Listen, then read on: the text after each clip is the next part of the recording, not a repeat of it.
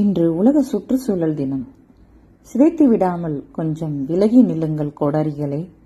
மரங்கள் மண்ணின் அலங்காரங்கள், மரங்கள் மண்ணின் உடல் கவசங்கள், மரங்கள் மண்ணின் சுத்திகரிப்பான்கள், மரங்கள் மண்ணின் பாதுகாப்பு, மரங்கள் வெப்பம் களைப்பாறும் நிழல் முந்தானைகள், மரங்கள் மலையின் திறவுகோள்கள், மரங்கள் மனத்தின் தேவதைகள்.